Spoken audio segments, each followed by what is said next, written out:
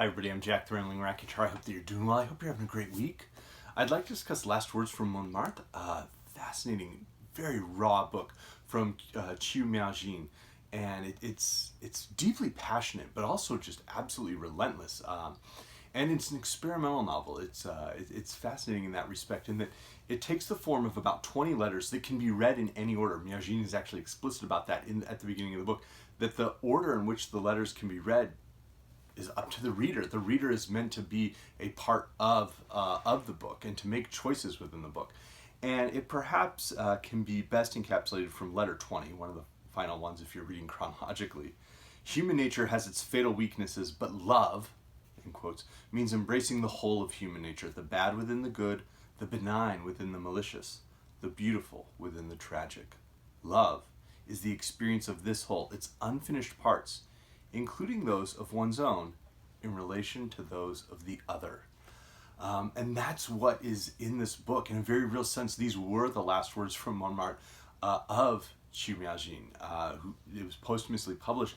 And so these letters sort of almost comprise a fictional semi-autobiography for her.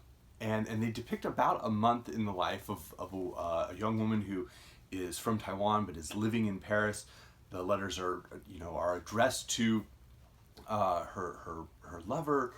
There seems to have been a split, and she goes into some detail without ever going into like super explicit detail around what happened. Just that things have broken, and the brokenness that she feels in her life.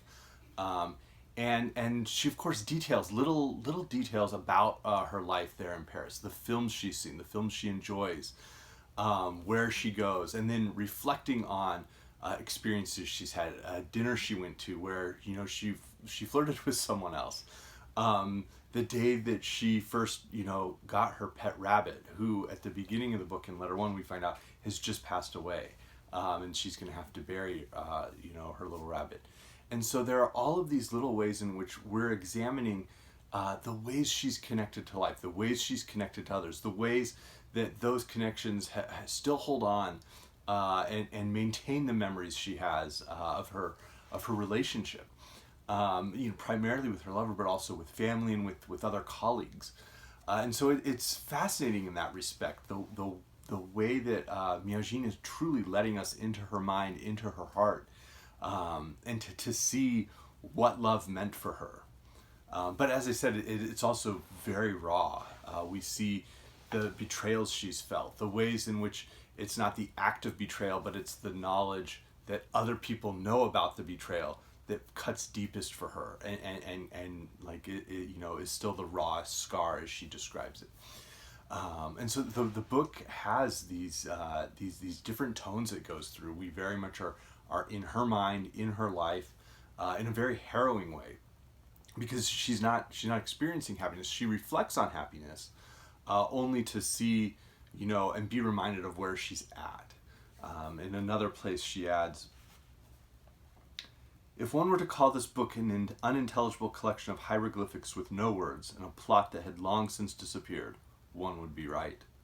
I am confused about whether it's a matter of our love trying to capture me, or to capture her, or of us trying to capture our love. From the first time I saw her, before either of us had even exchanged a word, I dreamed of her each night until these continuous dreams drove me to write her a letter every day and to love her unconditionally. And we see her reflecting on that in letter 20. So she's already written 20 of these letters, and she's now identifying, why was I doing this? Periodically, at one point there's a letter that's lost, but in the contents we could go find that letter and read it, and then see how after she's finished the letter, before she finds it, she then goes and continues on in that letter, replacing its chronology and mixing it up. And the book really does have this sense of the reader being a part of it, the choice we could have to read from the end.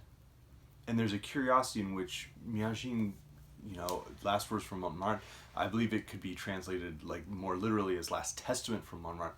Miaojin knows this book is going to be published posthumously, that we know the ending, both of her life and of the book in a sense.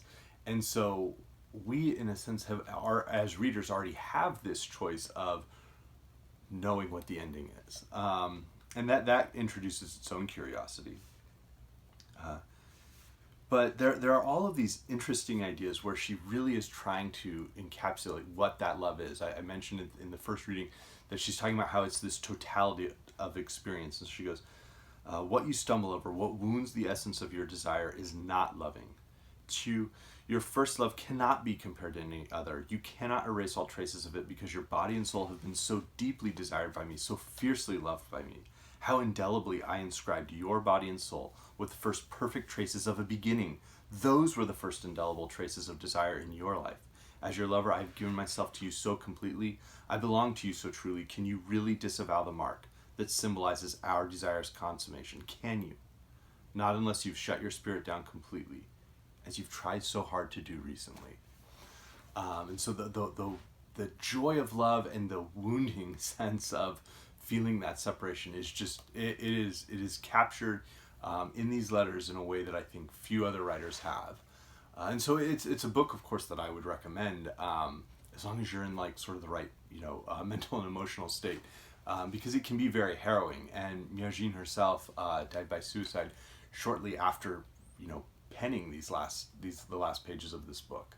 And so that, as I said, gives us as the readers a sense of how it ends. It's not depicted in this, but we see her sense of coming to the realization that that's what she feels, and so it's a very raw book. It's a book that invites us into a mind in a way that I think very few writers are willing to be that vulnerable.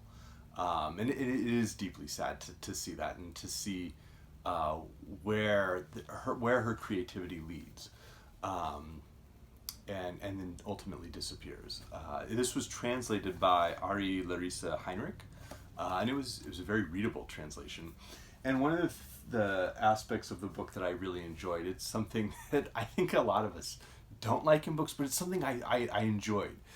From Miaojin, is the way she would list all of the movies she liked and the ones she liked going to see, and then comparing and saying like, we saw this one, it didn't win the Palme d'Or, I thought this other, I thought it was better than the film that won, but also it's not even this director's best film, this is the director's best film, in the letters. And it just had a very natural, almost happy feeling amid the sadness of the book.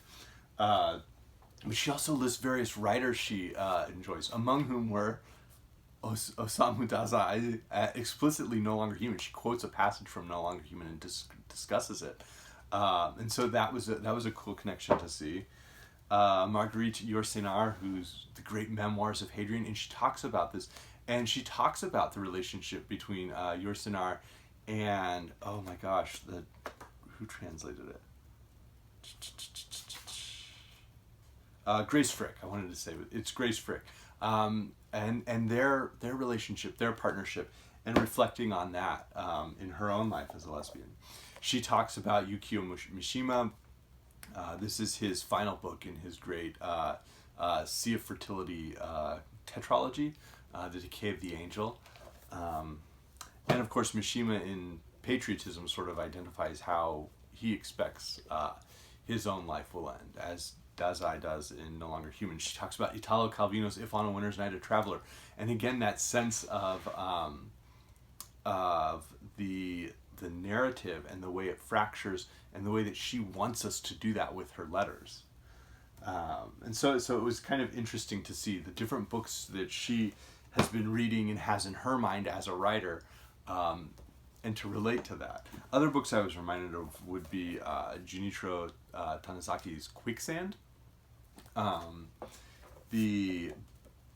Probably of Yasunari Kawabata's books, the one that I was most reminded of was Beauty and Sadness. And they're both Japanese novelists, and so there's a very different sensibility. They're writing in different times, and that's very evident. But Miaojin was very clear around the fact that she had read Japanese authors. I was reminded, of course, by the confessional poets, including Anne Sexton. The fractured sense of the narrative reminded me of Hopscotch from Julio Cortázar. And in terms of like the passion and just the way that Miaojin is just pouring herself out in these letters, I was reminded of the passionate, the original love-hate relationship in Wuthering Heights by Emily Brontë. And Miaojin mentions Apollinaire as a poet she is referencing and quoting. I was reminded to a certain extent of the strange sensibilities of Gerard Nerval. And in terms of the way, Miaojin does something very interesting where she introduces this character Zoe, whose gender changes throughout the course of the book. And she seems to identify herself with Zoe at times, and to be Zoe, but at other times to be Zoe's lover. And it's really interesting. It's really interesting to try and delve in and understand what she's trying to have us perceive as readers, but also what she's trying to project, and how those could be different, which sounds confusing, but it creates these constant ways in which we're having to pay attention to the subtleties of her text. And one of the books that I think explores gender in a very similar way, and that's very effective, would be The Great Female Man by Joanna Russ. So I don't know if others have read Miaojin. She has Notes of a Crocodile, which I don't have a copy of, but I'm very interested in reading. And I, of course, was reading this in part just because it felt a natural extension from reading No Longer Human earlier this summer, but also with Women in Translation Month. And so I'm hoping to get one in each week that I can post a video about. But again, I hope everybody's doing well, and that, we can understand that, love does mean embracing the whole of human nature, but that it is for each of us more good than bad. All right. I hope you have a great weekend. Thanks.